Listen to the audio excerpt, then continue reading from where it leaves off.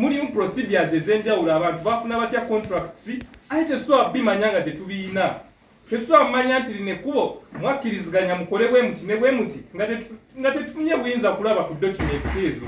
We tuyinza okutegeerera nti gundi bamugamba kukola amakubo leni bweziti ne bweziti naye wetuba tetubifunye tetusobola kukola mulimu gwaffe. Kati mwe mutugamba simanyi mugezaako ku protectinga bano ba contractor information emu terina tuuka mu bantu simanyi accounts zammwe biti bye mutugamba mwagala kubbirawo ate kati kitegeeza mulina bye mukweka mundaawo. Naye luli kyofa togera yali ayogera ku radio ne muwulira nga gaba kansala tebetaaga nafuna document ye gwe kyofa togabye oyogera otya ekintu ng'ekyo simanyi tebamanyi soma bagenda kulaba simanyi page esooka yokka ani gomanyira bwotyo gwe kennyini gwatamanyi kusoma ate muli sente mwaziisa mu parliament tezayita na wano ku kitongole. Kati nammwe ba minister mumanyi ebigenda mu maaso tujja babanja documents ezo wano Lumbaazi yatugamba simanyi mwaba mugamba ebyokukola waba aganyu bituwa tujja kujja ewammwe mu bituwe neyanziza Mami Chopa togabye nga akunga abantu ab'enjawulo nti babeerewo bangi mu meeting yaffe egenda otula nga 15. Naye Mwami Chopa tukulabula nti ffe tuli bantu balamu bonobo tutenga abantu balamu naye ate bwogezako kunga abayaayi bajje badisrupting council yaffe ya 15th. We are more than ready naffe okubaako kye tukola okulaba nga council ebeerayo.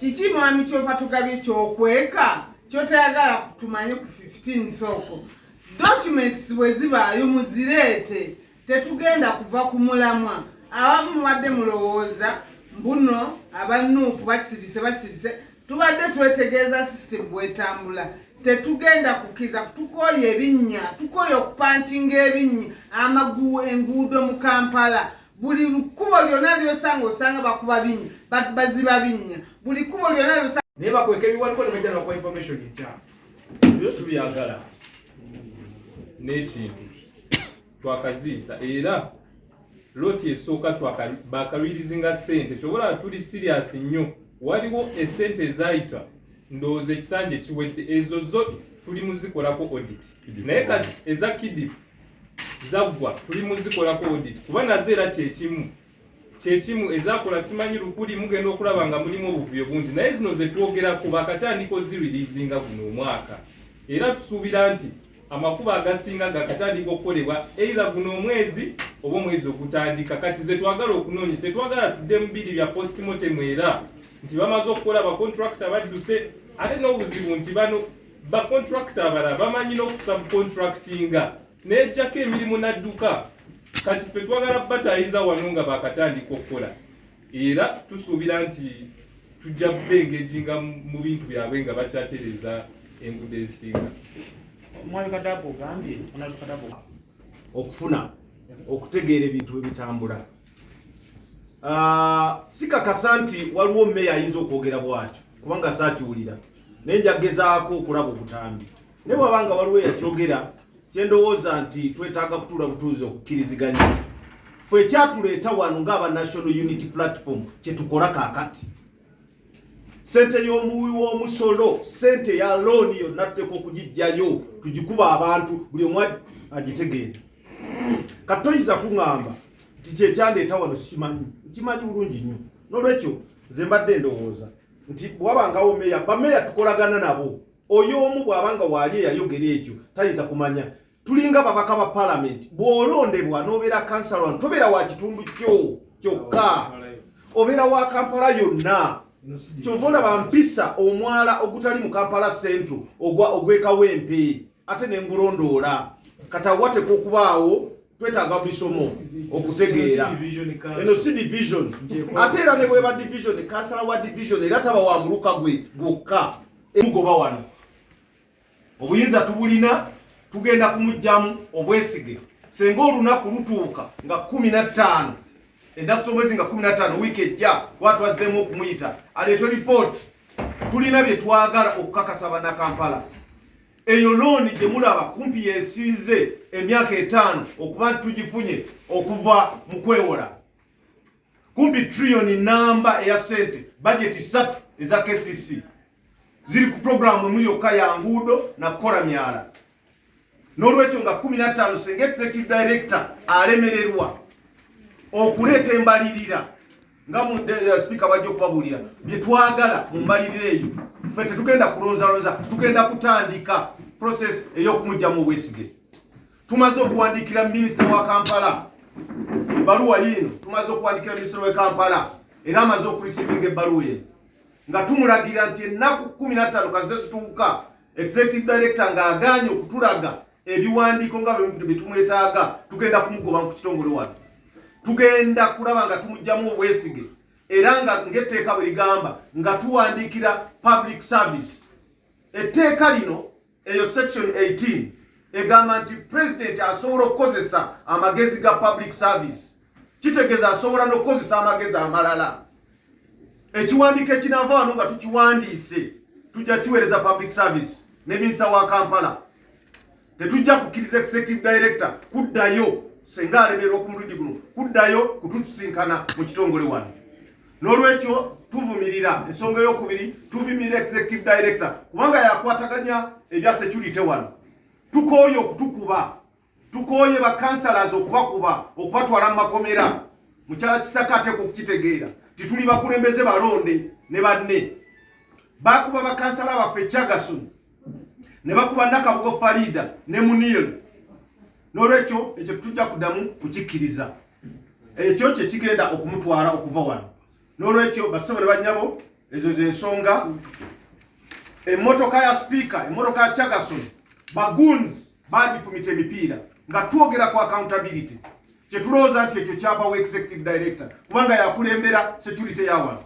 Twagala kamera zitulaga abantu abafumita emmotoka ezo. Twagala kamera wano mu KCCA baagala okuzitulaga kubanga abantu abo bye babaleeta. Tetugenda kukkiriza ng'abakulembeze naddala ffe aba National Unity Platform twajja nga tumanye ekyokukola, twajja nga tuzerwa abantu ekibuga kyonna okusinziira ku nguudo bwe zifaanana ezo. We are even a court of law to determine what is private. You're going to give us those documents and we shall demand for them until you give them. That is the only way we shall exercise our mandate. What are you hiding? It is a lot of money involved. Over 200 million. That is 1 trillion. Which is 3 times our... And you think we cannot access those documents really? At the end of the day, we shall get them. And whatever is inside there, we shall let the people of Kampala know. Because you keep taking things for granted. Last time I heard Chofa Togabye saying councillors do not know how to read. They are going to get these things and look for only the prices. You Chofa Togabye yourself, you don't even who doesn't know how to read. And you're telling us we can't access these documents. Last time, Luimbazi said they have different powers of center which they report to. Meaning they report to you, the minister. Next, we are coming for you. If these people do not give us the documents here, we are going to come there to President's office. And also, at least you'll arrest us. But we shall let the people of Kampala know that you're also involved in this connivancy of taking the money of people of Kampala. Thank you very much. Munana tewali baddewo kakubo katalika kolansi mu Kampala naye obubbi w'ekitongole kino mwami mukyala Kisaka tukulabula ne deputy wo namwe mwe n'aba technocrats abali mu kitongole kino bwe muba mulowooza nti mugenda kulya ssente w'omusolo nga mwerimbise mu kubuzaabuza documents kuno tulirwadde ogenda luguudo ku luguudo buli ssente ze baakauntingira nti zigenda kukola oba kiteezireni gendayo ne bayinginiya tupime ddala thickness y'oluguudo yeeyo gyemu eri mu BOQ tugenda gamba obugazi bw'oluguudo obwewo buli mu BOQ bacontractor bwe buba nga babasazeewo bakozesa this time mugenda kusesema sente tewali contractor yenna eyakola ekintu ekiri shode atagenda kuza sente za KCCA tugenda kubasonyiwa. Ekirala muyiteku ku Lubigi chano yakolewa kidipu esooka kidipu tu ne zino sente lakweziri naye mugende banamawulire mulambule omwalo ogwo gwonna gulinga ennyanja. Tetugenda kukkiriza bubbi mu kitongole kino yenna amanyi nti mubadde mubba ssente zange mugende mubbeeza wa Museveni ezo ziri side naye wano tetugenda kukkiriza bubbi mu kitongole.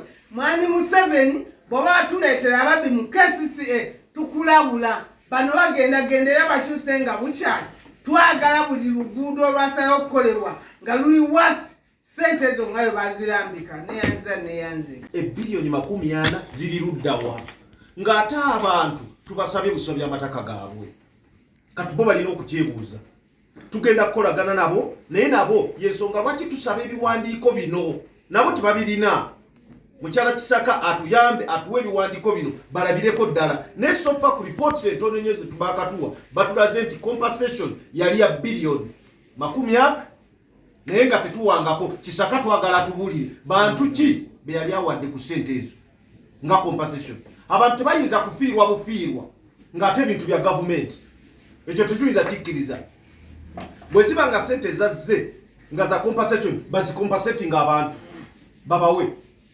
n'olwekyo bameeya b'amagombola bonna tukyakolagana nabo bulungi naye tubasaba bawulirize nabo batuyambeko tusabe Kisaka ebiwandiiko bajja kutegeera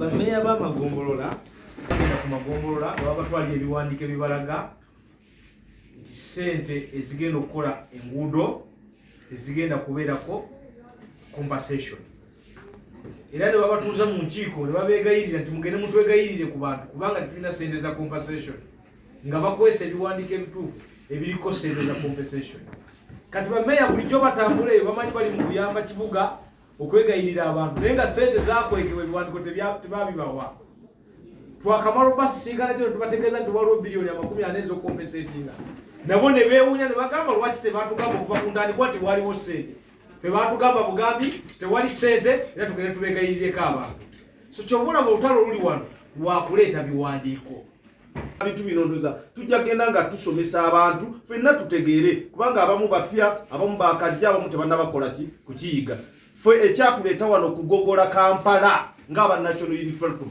abantu abamu baali balowooza nti aba NUP bazze mu muzannyo tetwazza mu muzannyo wano tumanyi ekyokukola twasoma tugoberera ebintu bino abamu babadde bapya naye mu mwaka gumu batandise okugjayo ebintu ebimu abantu abamu bye batajjayo so tukyalondola ssente zino okutuuka ku nkomerero ngambye nakusomezi nga 15 senga tebatuleetera biwandiiko Kisaka wagenda okukoma tugenda kutandika process ey'okumujja mu mwezi meya yenna y'abantu ba bulijjo we are ready to crush you nkiddamu ne wonooba wa Nuupu ng'oli meya wa division kuba abamu mbawulira mutandise okwogeza ebitege mulaga mu defendinga kyofa togabi naye ndabula meya yenna ne bwonooba wa Nuupu ng'osazeewo okwagala okukolagana ne bakyofa togabye mu buzaabuze development y'abannakampala we are more than ready to crush you temutunokoddereyo ku nguudo ssente zino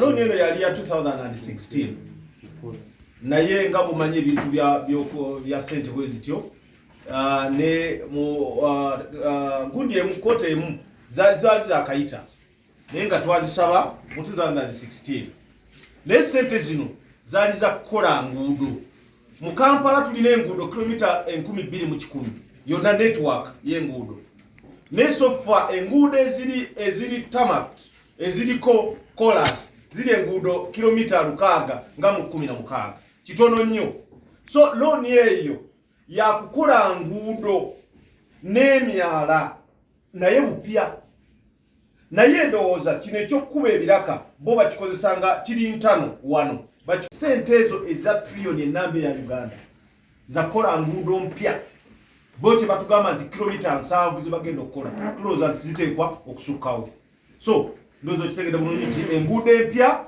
n'emyala emipya n'ebintu ebigenderako walkways n'ebirala naye nga byonna bipya ne bapima consultancy esooka n'olwekyo tebannaba ssente zino zikozesa physically naye nga zatandika dde okukola ki okuluma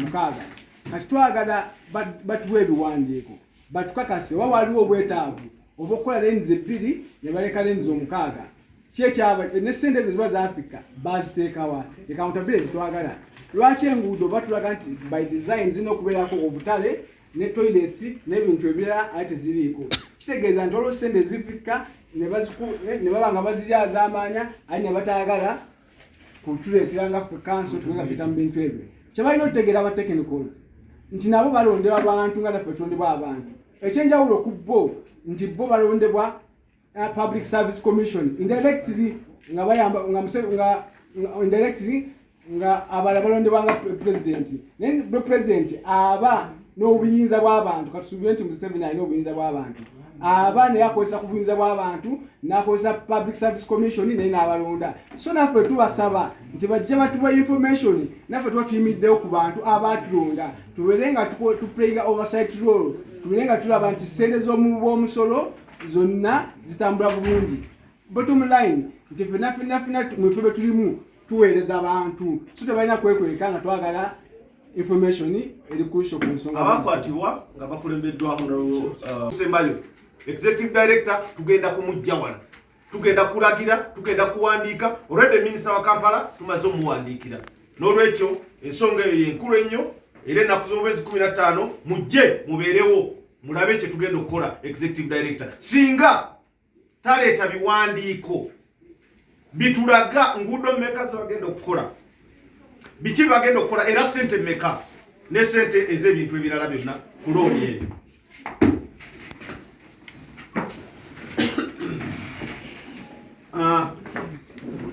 yonza $11 bwe buwumbi 40 nga bulina okuliyirira abantu baffe tetugenda okuyisa enguudo naye kyennyamiza obulyake obuli mu kitongole kino nga bukulembeddwa mukyala Kisaka ne mwami Luyimbazi okubanga ssente bazikwate bazikulupanya enguudo nyingi ezaakolebwa mu kibuga Kampala naye teziri ku mutindiro enguudo nyingi ezaakolebwa ne batulimbalimba bagamba bajja kukola enguudo nga zitwala emmotoka 6 bakola enguudo zitwala emmotoka 2 abantu bangi tebaliirirwa mukimanyi bulungi nti amagombolola abantu batambula nga basaba ettaka ku bwereere era abantu ne batuwa ettaka ku bwereere ekwatali kuwa nusu n'emu kyokka mu biwandiiko bye tulina okuva mu official road mayor bitulaga nti nno abantu bano balina okuliyirirwa naye abantu bawa ettaka lyabwe ku bwereere luno lwali lukujjukujju lwa kitongole ekikugu ekigwemu kya Kisaka okubba ssente y'omuwe musolo era tuli wano nga tubanja accountability ku ssente ezo abantu banna Kampala mwenna ewayita enguudo tugenda kubakunga tugenda kubeera mu ffenna balina okubalira ssente zammwe ze mwali mulina okufuna kubanga abantu bangi enguudo zibatawaanya kumpi ziyita ku mayumba